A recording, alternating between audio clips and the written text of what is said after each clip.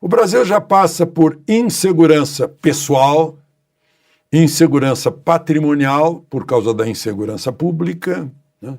A insegurança jurídica, porque a gente não sabe mais o que vem do Supremo, né? Já que a Constituição não tem sido seguida como a gente espera, né? E agora vamos ter a insegurança fundiária, ou seja, ninguém vai estar seguro de que a terra que comprou, em que mora, em que produz, vai ficar dele, né?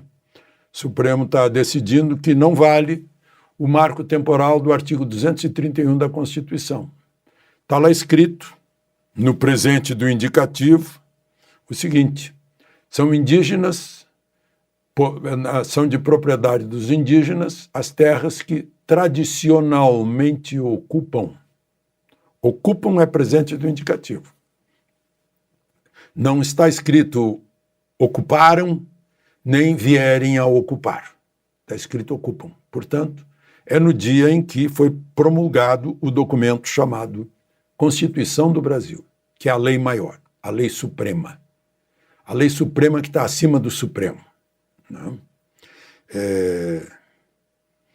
Então, dia 5 de outubro de 88.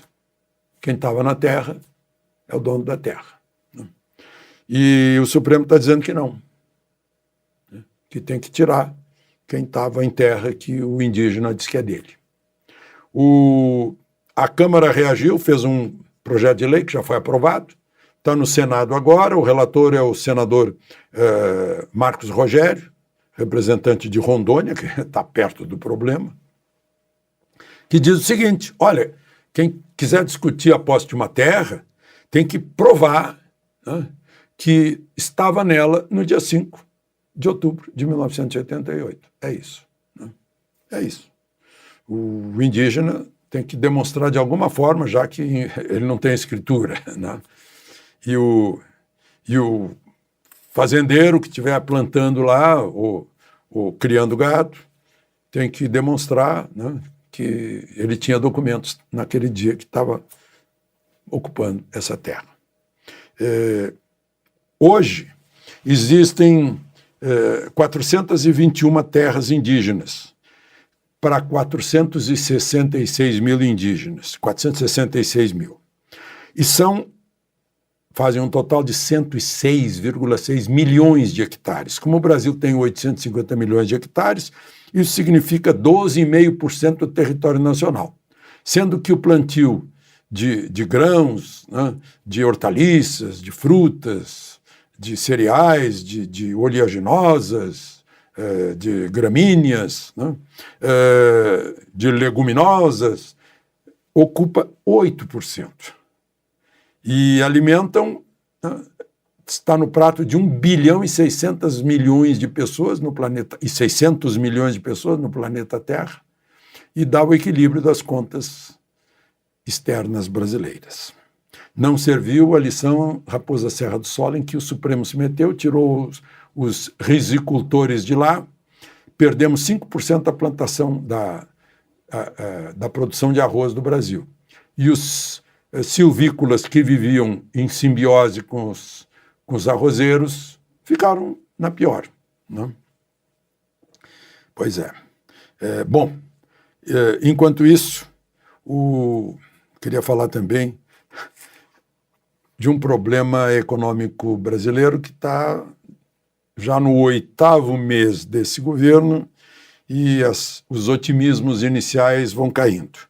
A Genial Quest mostrou, né, numa pesquisa em operadores, em gente do mercado financeiro de investimentos, o seguinte: o olhar negativo para a economia brasileira, né, estava em 44%, subiu para 47%.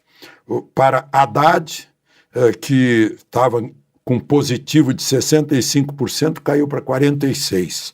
Negativo subiu de 11% para 23%. Os que achavam que ia melhorar eram 53%, agora são 36%. Né? Eu estou comparando 20 de julho com agora. Os que acham que vão piorar subiram subiu de 21% para 34%. Né? O primeiro problema que eles acham é o fiscal, é o desequilíbrio das contas públicas, 57%. Depois vem o eleitoreiro na economia, os juros só 6%. Agora, olha só o fiscal. A diferença é de 151 bilhões e meio entre os primeiros 7 meses de Bolsonaro e os primeiros 7 meses de Lula. Os primeiros 7 meses de Lula tiveram um déficit de 78,24 bilhões.